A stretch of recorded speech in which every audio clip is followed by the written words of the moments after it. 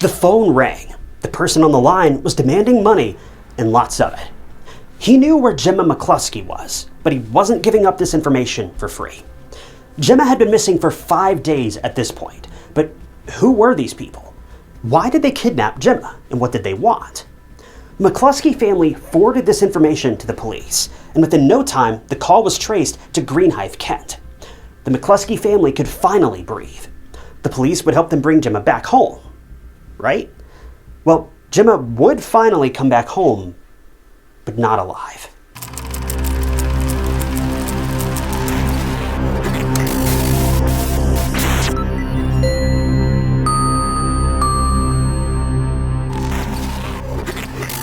Welcome to True Crime Stories. If you're new here, I'm your host Ty Knotts, and I post new true crime documentaries every single week. So if you love classic true crime without a bunch of AI hoopla, then you've come to the right place. So be sure to hit that subscribe button to keep up to date with all my future videos. It's 100% free.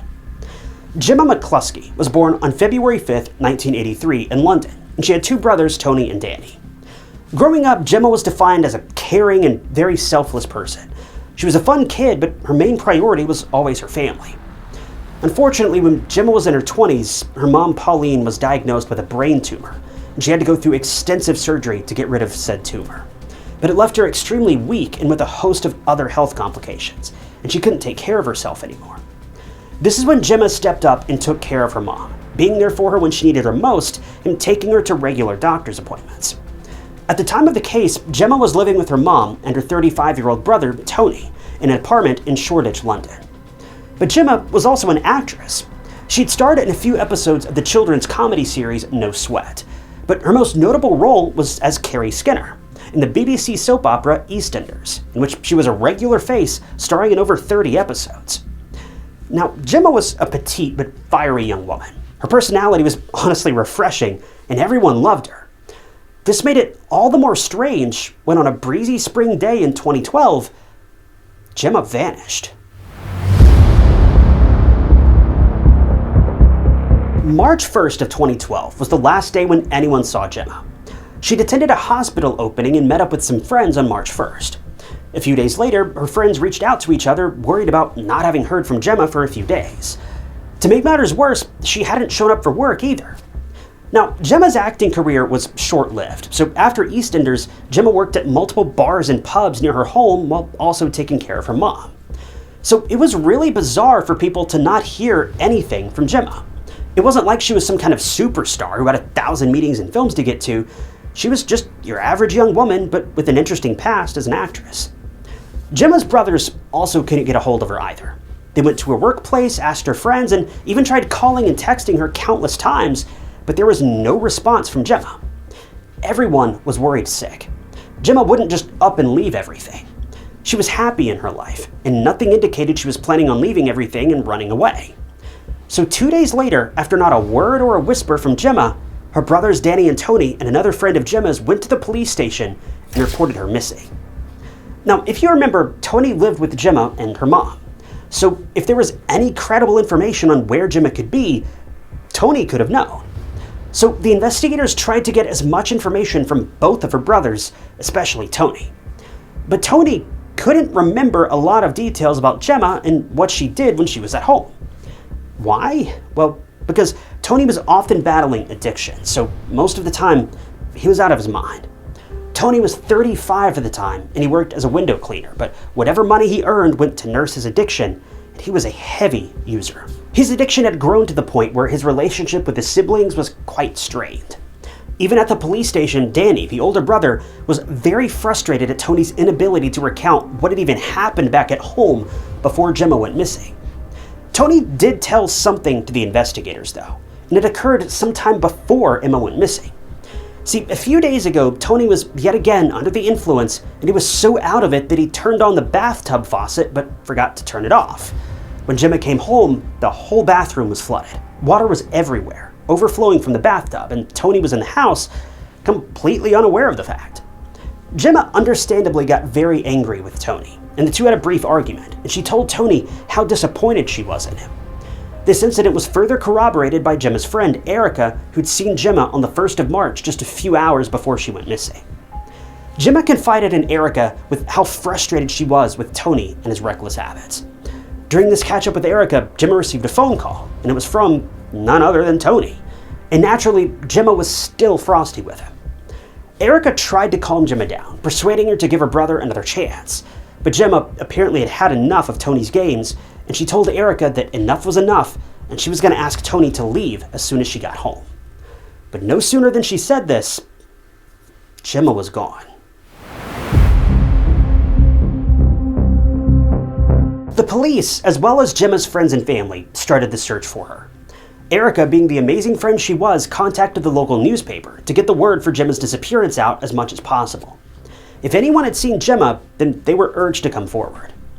Danny and Gemma's dad, Anthony, was also trying his best, looking in places where Gemma could have frequented, but sadly, nothing came up.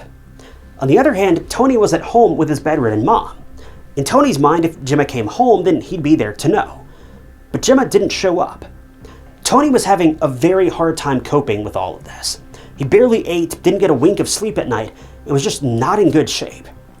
Erica even called Tony to check up on him and offered to make him food for sustenance, but he declined. Erica remembered that Tony sounded like he was crying and very shaken up.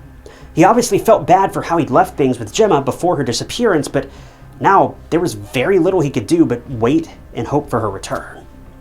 In the meantime, Gemma's friends and family printed out missing person posters and handed them out to anyone and everyone. The word for Gemma's search spread all the way to social media, and everyone was trying their best to find this woman. But 5 days into Gemma's disappearance, something odd happened. Tony and the rest of Gemma's family started receiving weird phone calls from someone. The person didn't say his name on the call, but he was making extremely weird demands. He told the McCluskie family that Gemma had been abducted and was being subjected to severe torment. The kidnappers wanted ransom money in exchange for letting Gemma go. The caller demanded £2 million to be left at a nearby train station, but the calls only got weirder. The next time the kidnapper called, he demanded what he called 500 Iraqi dollars, along with the previous ransom amount. But whenever Gemma's brothers demanded to speak to Gemma, the caller would decline and threaten them to arrange the money quickly if they wanted to see Gemma alive again. Gemma's family quickly forwarded all the details of this sinister caller to the police, and luckily they were able to track that caller down. It was a 19-year-old young man named Sam, and it turned out he was trying to scam the family for money. He was not Gemma's abductor. He'd seen the news of Gemma floating around on social media, and he called the number mentioned in the details in hopes of making some money off of a worried family. Sam was eventually arrested, and even though he insisted it was just a joke, it clearly wasn't. Sam was trying to toy with the family whose daughter was still missing. It was despicable and tormenting behavior. Luckily, he was charged with 4 counts of sending messages that were grossly offensive or of an indecent or obscene or menacing character, and he was given a prison sentence of 6 months in April of 2013. But Gemma's disappearance was right where it was left, save for Sam's menacing antics. The investigators thought that they had a lead with this phone call, but sadly it was just a hoax. 5 days into Gemma's disappearance, and after the whole fake ransom phone call from Sam, on March 6th, finally there was a break in the case. But it was a tragic discovery that would lead to more questions than ever. A woman discovered a dark-colored suitcase floating in the Regent's Canal, which was a couple minutes away from Gemma's apartment. As the woman was trying to make sense of what she was looking at, the suitcase hit something and it popped open. That was when she was traumatized for life. At first, she didn't know if she was seeing things right. You know when you see something bizarre and you instantly think your mind is playing tricks on you? That was exactly what this woman thought too. But when her brain finally registered what she was seeing, she was horrified. Inside the suitcase, there was a woman's headless torso. It was such a disturbing sight, and the poor woman who saw this scene unfold can never erase that frightening image from her mind. The police were called, and they recovered the suitcase before it drifted away. There was no way to immediately identify the body, except for one thing. The lower part of the torso, the back, had a tattoo of a bow on it, the same tattoo that Gemma had. It was enough for the police, but just to be 100% sure, DNA tests were run, and the results confirmed that the McCluskie family's worst fears had come true. The torso was revealed to be that of 29-year-old Gemma McCluskie. The police, the community, and Gemma's family were horrified to the core. Who could have done this to Gemma? Why would anyone want her gone? And why would they take apart her body so brutally? The discovery of the body made one thing certain. Gemma was murdered by someone who had a personal vendetta against her, because the condition in which her body was found didn't look like a random attack. Someone was very angry at Gemma, and they took all of it out on her, even taking apart her body. The investigators had more questions than ever before, but as grim as the discovery of Gemma's body was, the detectives were finally able to see something that they'd missed before, and it was in front of them the whole time. From the time when Gemma was reported missing to regularly meeting up with Gemma's family for updates on the case, the investigators had suspicions about someone, and that someone shared the same blood as Gemma.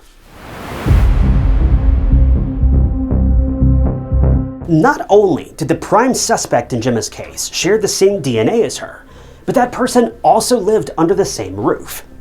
The police had their sights on none other than Gemma's brother, Tony, and it all started with how he acted when Gemma disappeared. See, while everyone was out looking for Gemma and worried to the core, the investigators also focused on the family members. Everyone, including Gemma's brother Danny and her dad Anthony, was emotional and was out and aiding in searches for Gemma. The only person who wasn't as enthusiastic about finding Gemma was Tony.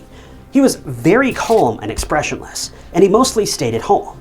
Now, sure, his reasoning for staying at home was to meet Gemma if she ever came back, but the way he was so casual about her disappearance wasn't sitting right with the police. Once the detectives factored in the detail that Tony was an addict, he stuck out from the rest of the family like a sore thumb. Well, before questioning Tony as a suspect, the investigators needed evidence, so they started talking to Gemma's family and friends and asked them about the relationship between the two siblings. Well, within no time, the anything but perfect relationship between Gemma and Tony surfaced, and the police's suspicions were raised even more. First of all, Tony was very abusive towards Gemma. Some of Gemma's friends recalled her wearing sunglasses and long-sleeve shirts to cover bruises on her face and arms. Now, we don't know if Gemma's family knew about the abuse, or whether they ever reported it to the police or not. But what Gemma's family did say was that Gemma and Tony were not on the best of terms. Since Tony was a regular user, he would cause a lot of problems that would make Gemma angry. Gemma and her mom, Pauline, even made several complaints about Tony's uncontrollable addiction to the police. Tony often turned violent towards Gemma, and even tried to gravely hurt her at one point during an argument. Now, this was all crucial information for Gemma's case, but the investigators needed that smoking gun. The incriminating evidence that could prove that Tony had done something to Gemma. This was when investigators searched Gemma's phone as well as CCTV cameras near Gemma's apartment. That was when they found something disturbing. See, Tony's phone records showed that he had called a taxi. Nothing suspicious until the detectives found out that Tony had used a fake name. Why did he do that? Well, the question was answered when the investigators reviewed the CCTV footage. Tony was seen carrying a dark-colored suitcase out of Gemma's apartment, and it looked heavy. Even Tony was struggling to put it in the trunk. When the driver asked what was in the suitcase, Tony explained that he was taking a sound system somewhere. Tony asked the driver to take him to Dunstan Road, which was interestingly near Regent's Canal, the same place where Gemma's body, or at least part of it, was found. This all happened at around 11 p.m. on March 1st. Witnesses also saw a man matching Tony's description dragging a heavy suitcase near the water. The rest, well, I'm sure you can fill in the blanks. But the police finally had Tony where they wanted him, and on March 7th, just a day after Gemma's torso was discovered, her brother Tony was arrested on suspicion of murder. Further digging even found that Tony had tried to cover his tracks by sending Gemma a text later on that simply read, "Love you." Now, this text at the surface level doesn't sound alarming, but the truth is, Tony never texted Gemma that he loved her in the past. The fact that he did so just hours after she went missing was haunting. Anyway, he then sent another text to Gemma the next day, asking when she'd be home and what she was having for dinner. Again, another text that was out of character for Tony. The investigators were able to piece together a timeline of Gemma's activities on March 1st before she went missing, helping to put this whole situation into better perspective. Gemma and Erica parted ways a little after 1 p.m., and that was when some calls between Gemma and Tony were made. Some were disconnected, and one call only lasted 8 seconds. CCTV footage showed Gemma arriving at her apartment at about 1:50 p.m. and eerily enough, 20 minutes later, her phone would be turned off. Investigators believe this was when Gemma was attacked or had already been killed, and Tony was the one to turn her phone off. Forensic tests of both the taxi that Tony took and Gemma and Tony's apartment revealed Gemma's DNA. So Gemma was certainly in that very suitcase, and whatever happened to her happened in the very place she called home. On March 10th of 2012, with all of this information heaping up against Tony, he was charged with Gemma's murder. But here's another plot twist in the case. Tony straight up doesn't remember what happened on March 1st when Gemma came home. The only thing he remembers is fighting with Gemma and tackling her to the floor. Tony doesn't remember anything else because apparently he had more drugs in his body than oxygen. But police were not about to let this excuse slide. It's not uncommon for defendants to use illegal substances as a scapegoat in murder trials, and Tony joined this club too. He confessed that he and Gemma had another fight about the overflowing bathtub once she came home. During the fight, Gemma asked Tony to leave the apartment, and that's when Tony got physical. He grabbed Gemma and slammed her down to the floor and pinned her in place. And whatever happened after that, Tony conveniently doesn't remember. He stressed that it was the drugs doing everything, and he didn't remember anything. Now, I want to pause here for a second because a few months after Gemma's torso was discovered, a human head was also found by detectives in that same canal. Dental records confirmed that this was also, tragically, Gemma. But what the coroner found alarming was the severe blunt force trauma to Gemma's head. It looked like someone had used a heavy object to strike Gemma in the head multiple times, and it was just devastating. But this information was key for the prosecution because it proved that Tony was deliberate in his actions. He struck Gemma multiple times with something until she sadly lost her life, and then he proceeded to dismember her body and load her up in a suitcase. This is where the whole drug-induced haze theory is debunked, because even though Tony was likely not of a clear mind at the time, well, that same excuse can't be used when you consider the fact that Tony completed complicated tasks such as taking apart a body, cleaning up a crime scene, and then ordering a taxi. When the investigators talked to the taxi driver, he confirmed Tony didn't look out of it or in a trance at all. He was very much coherent and wasn't swaying around or acting disoriented at all. So Gemma's murder couldn't be a blackout haze as Tony had described. And even if at some point he did black out, he could have stopped what he was doing when he came to and called the investigators immediately. But he didn't. Tony was simply angry that his sister was kicking him out for being a menace and a problematic grown man. So he took all of his anger out on poor Gemma in the worst possible way. At one point in the trial, while the gruesome details of Gemma's murder were being presented, her dad Anthony had to leave the courtroom in shock and discomfort. He was just so overwhelmed, whereas Tony didn't even bat an eye when the harrowing details of how he ended his sister's life were being revealed during the trial. Unfortunately, we'll never know what actually happened in that apartment that escalated to murder. I don't think Tony's the most reliable person in the room to take his word for anything. But it's so chilling to think about the fact that Tony didn't hesitate once before ending his sister's life, and that too so brutally. It was such a personal and heinous attack that you can't help but wonder what Gemma was going through in her final moments, looking into the eyes of her own brother, who was also her murderer. In the end, the jury deliberated, and everyone was waiting for the verdict. Was this an accident, or did Tony really lose control? Or was he using addiction as a scapegoat for what he did to his sister for a lesser sentence? Well, on the 30th of January 2013, almost a year after the terrible attack on Gemma by none other than her own brother, the jury made their decision. Tony McCluskie was found guilty of Gemma's murder, and he was sentenced to life in prison with a minimum of 20 years served. I hate to say this, but since Gemma's body was so brutalized, her dad Anthony requested all of her missing parts to be found before her funeral would be held. So it was on November 30th, 2012, about 8 months after Gemma had gone missing, when her funeral was finally held and she was laid to rest. Flowers and all kinds of tributes were left for Gemma outside the very apartment she shared with her brother and murderer, where her life was tragically taken. Tony tried to reach out to his dad Anthony before his trial, writing him letters and pleading with him to believe him. Now, I won't go into a lot of the details about the letters, but all you need to know is that the letters were an ode to his narcissism. How he was the type of guy who, quote, wouldn't hurt a fly, and that it was the drugs that did everything, not him. Anthony was very conflicted. He loved Gemma completely and wanted justice for her, but Tony was also his own flesh and blood, and he did his best to stand with both of these children, one the victim and the other the offender. But when he realized and saw for himself that Tony was not apologetic in any of his letters and never once felt sorry or remorseful for what he did to Gemma, Anthony made the brave decision and disowned Tony. Anthony claimed that he lost 2 children that day, and it was just heartbreaking. Gemma's mom, Pauline, who was ill and frail when Gemma went missing, couldn't come to terms with her daughter's death, as she was more like her best friend than her daughter. Tragically, in 2013, Pauline McCluskie also passed away due to a long, drawn-out battle with various health ailments. This case is infuriating in so many ways. To think that Tony would use his addiction as a way to get away with cold and calculated murder is just unbelievable. Tony knew all along what had happened. He'd been abusing Gemma for years. Then that one final day, he snapped and committed the crime that no one can come back from.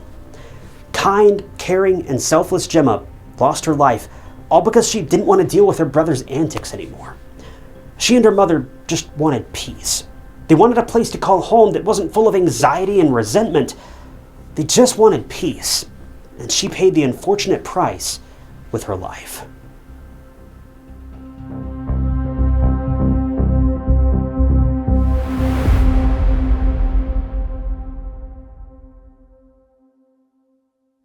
Thank you guys for tuning in to another episode of True Crime Stories.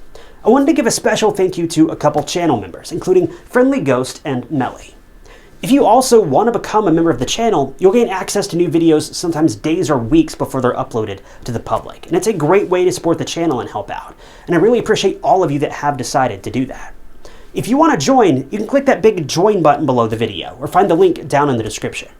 And don't forget, True Crime Stories t-shirts are also now available, so you can grab one of those from the link down in the description as well.